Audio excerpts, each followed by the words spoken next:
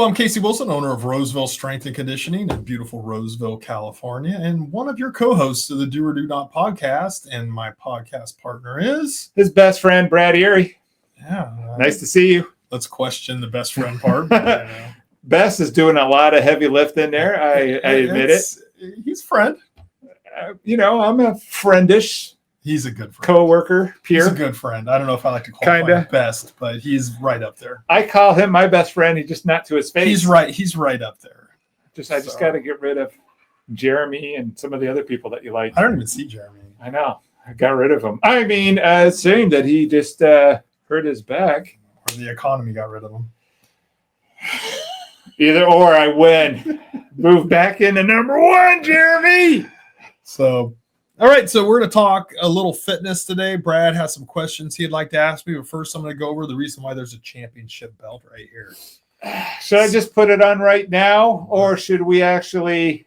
I think there's... I mean, we all know... If I'm picking who's going to win it, there's picks above you. But the kid's going to win. But... So tomorrow and the next day, I'll be taking my final measurements for the contest, and whoever wins will we'll take some pictures with this belt. They'll get a month of free training and a picture up on the wall with this belt. Ladies, and they're going to be declared champion for the year. You're going to look at my new profile pic with the belt. Anyway, okay, make sure it goes with my eyes. So last year's winner, Karen, she's going down. That's all I got to say. My money's on Barbara.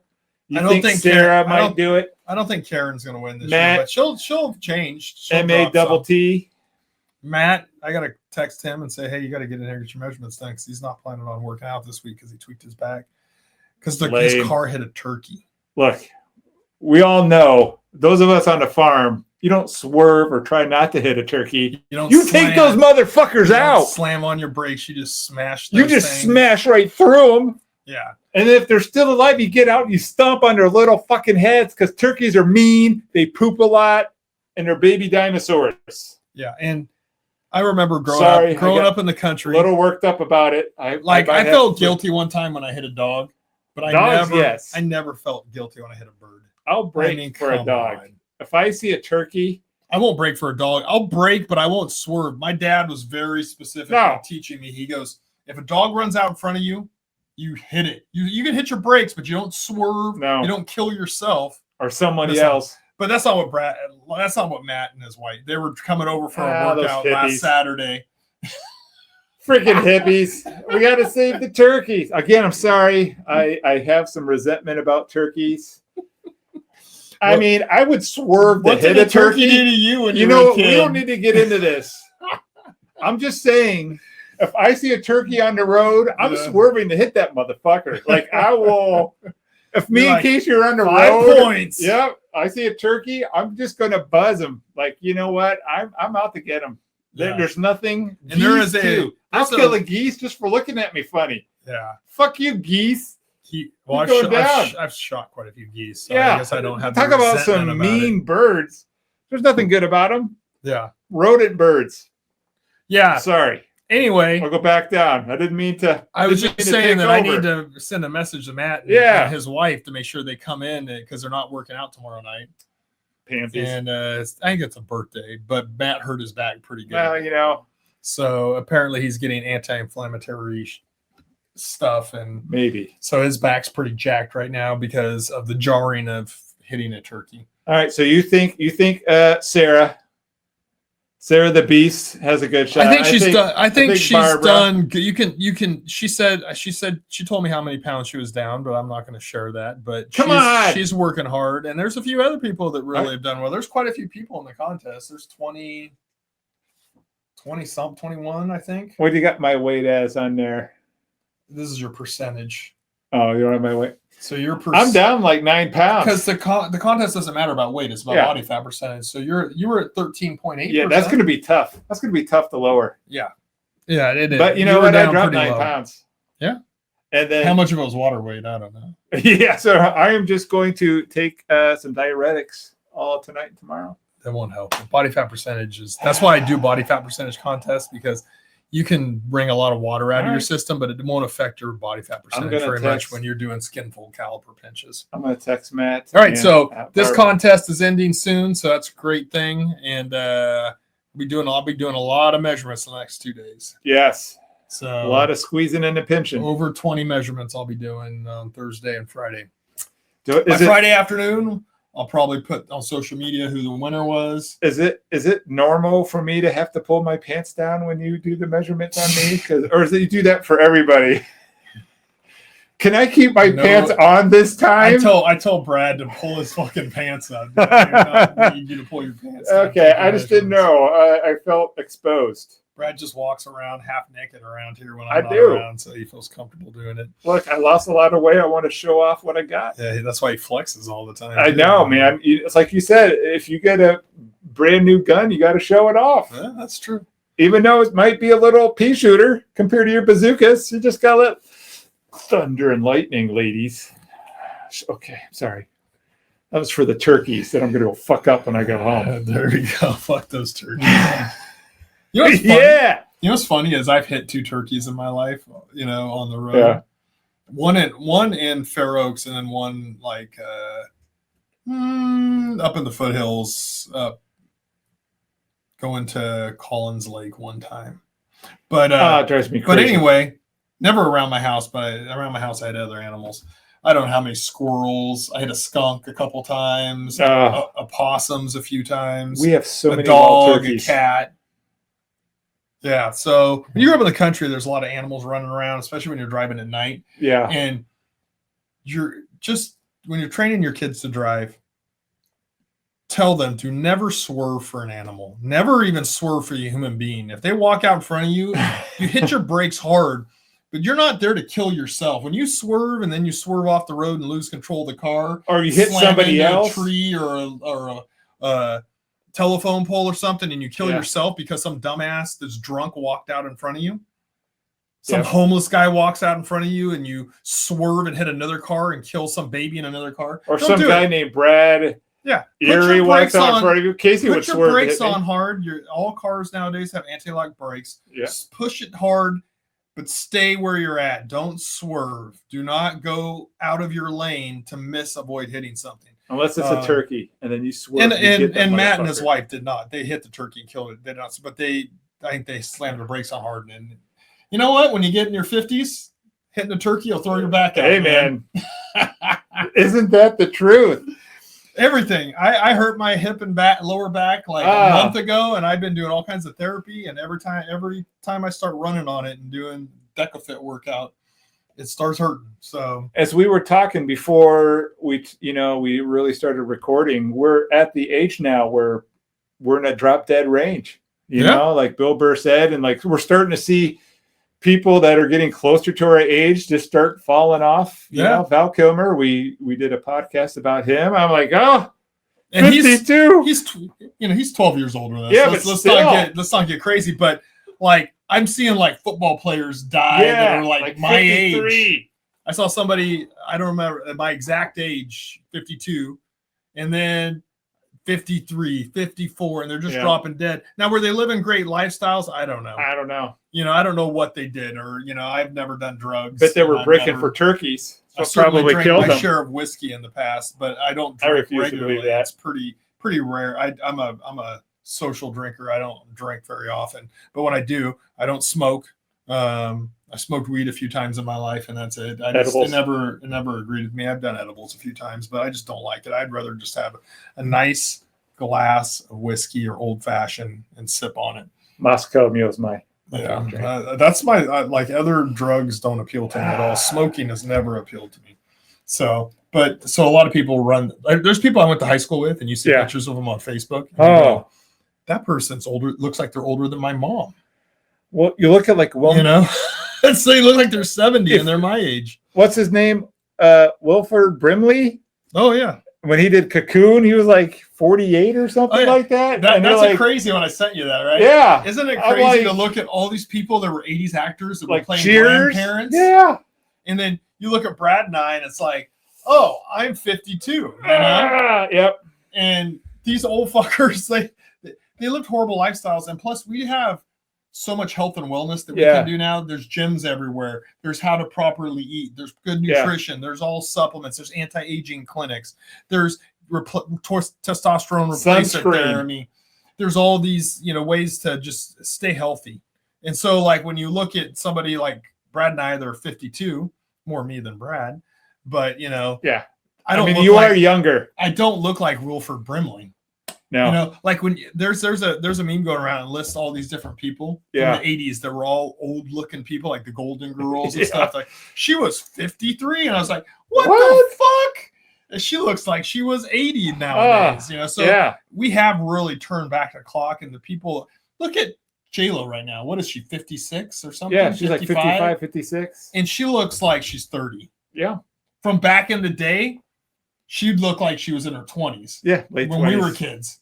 And I remember some of my parents, my dad was always young looking. Yeah. My mom and dad were always pretty young looking, but my dad was especially young looking. But we would play softball with guys that were his age. Yeah. And I would look at him and go, that fucker's old. But most of them are overweight. Yeah. And then also they drank a lot, they smoked, they did all these things that really deteriorate your skin, age you. And you just sit there and you go, wow, it's different nowadays. It is. You look at stuff like that. So let's go into some nutritional stuff. So Brad has some questions for me. Yeah, based off some of this anti-aging stuff is eating properly, eating good nutrition, and doing supplementation and working out. You got my interest up when you were talking about your macro stuff. Oh, that podcast we haven't released yet? It's going to be released. Okay, they'll know what we're talking about. They'll see that one before this one. Yes. Like, you're such a good thing of of information. See, talking is hard. Let's talk about podcasting. This is how it just went boom in my head. But I did have some questions. He's like hiding down here. Did you just see like my whole, like, it just went gone. It just was out. Went out. Brad, if you want a good laugh, go watch Brad's solo episode or listen to it. I will delete it soon. It'll go from like, oh, what happened to this number? I giggled my ass off. It was quality comedy television. We don't talk about that number anymore. So. Anything happens to me, you have two jobs: clear my web history and clear that off the StreamYard. Your funeral's going to be an extra 20-something minutes long. No, we're going to play that. If you ever liked me, you're going to podcast solo. If you ever loved me, you'd be like, all right, Anya, my name's Casey. I'm just going to come here and just go to the computer. We're just going to delete this whole web history. Gone in, or I'm just going to go into the StreamYard and delete that. Thank you. Yeah. Sorry I can only do that. You have the. I was going to tell you too. I can't find our podcast on Spotify. It's still there. Go and double check, because I did every typing of the Do or Do Not podcast, Do or Do Not podcast, Do or Do Not, and it did not pop up anywhere in a podcast or anywhere on it. Apple did. Yeah. Every once in a while, I'll go and check and make sure it's on there, because I always tell people go to Spotify or Apple, or YouTube. I watch it always on YouTube. Well, to see our beautiful faces, you got to go to YouTube.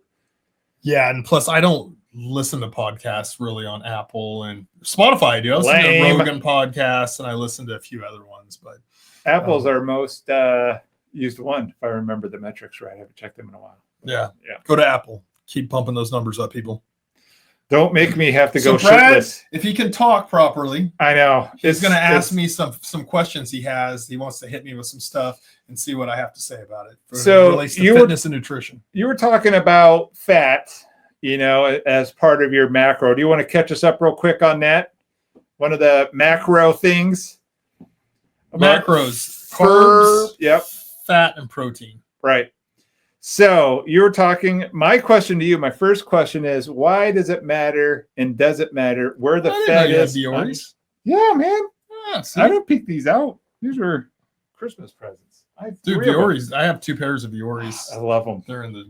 But see, now you're doing my role. I know, and making me digress.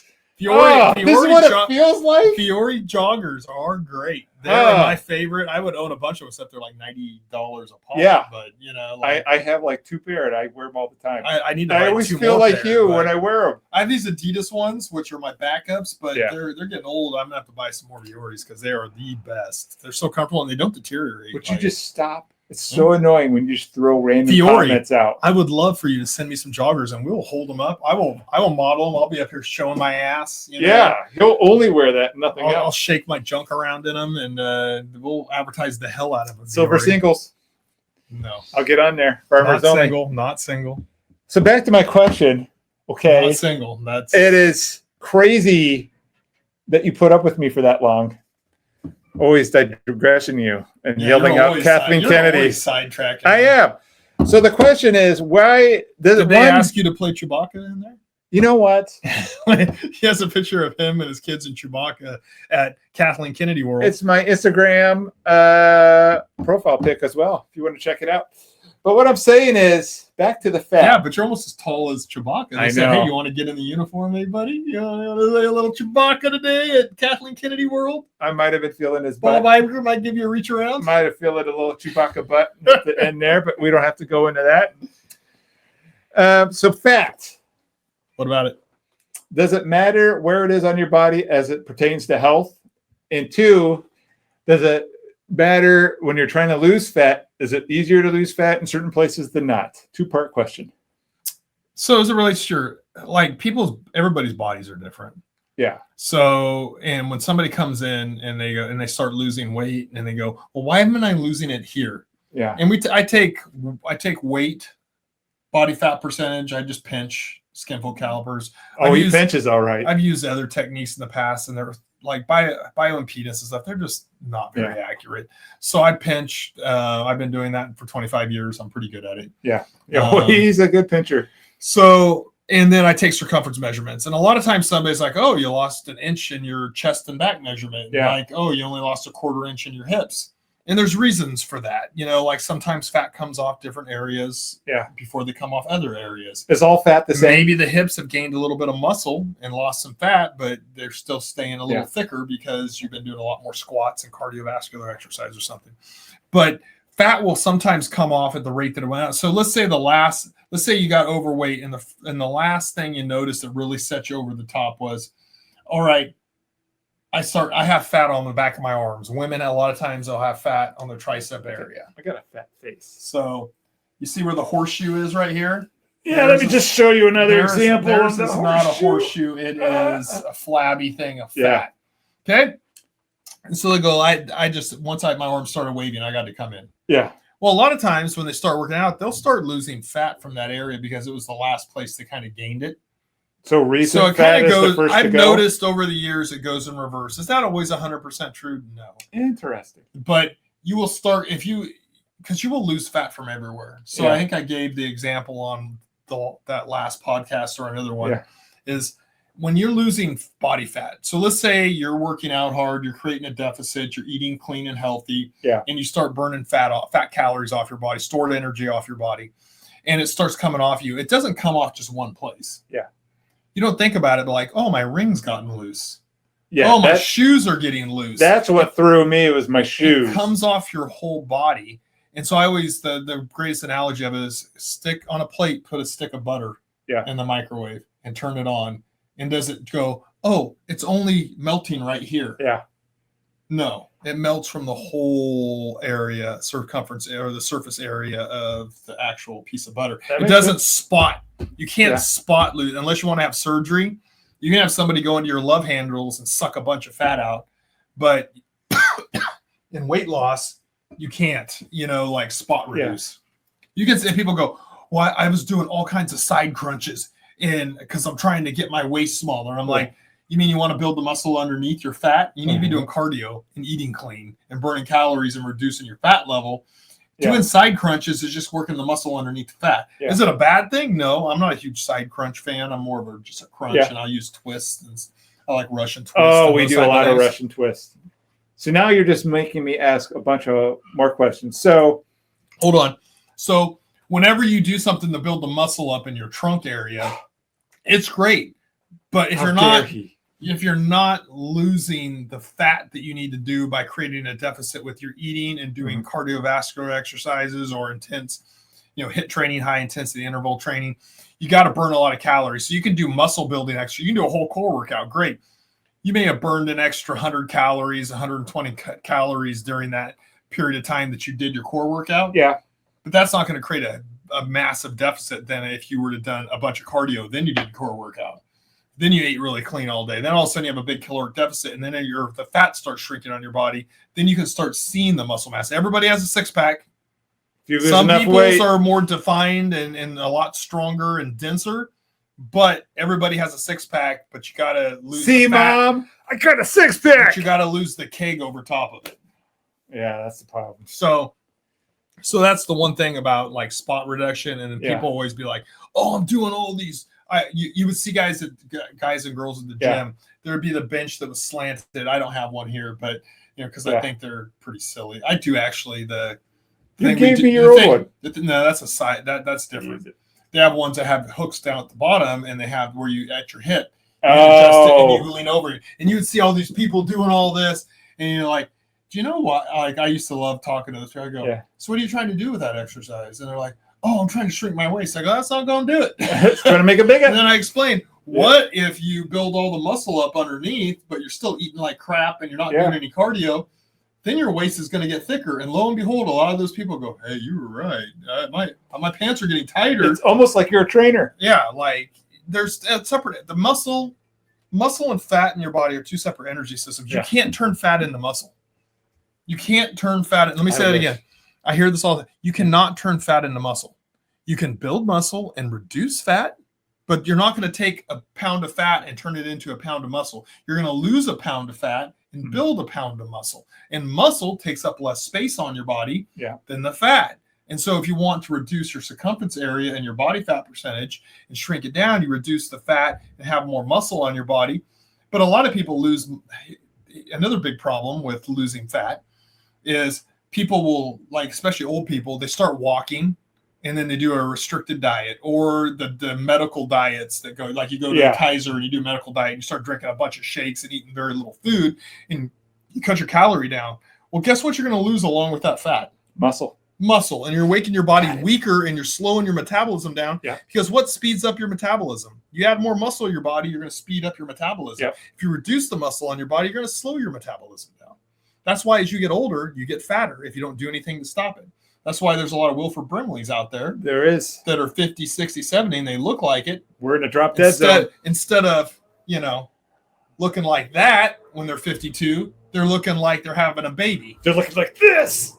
Yeah, they're looking like Brad. Brad's doing better. I am. All those curls that you do all day long, like when I click the video cameras on at the gym, I just see Brad in here for an hour straight. But the problem is I do it with the 5-pounders. That's my problem. Yeah, so I got to move up to the 8s. I haven't done an arm workout. You don't need it. In like beast.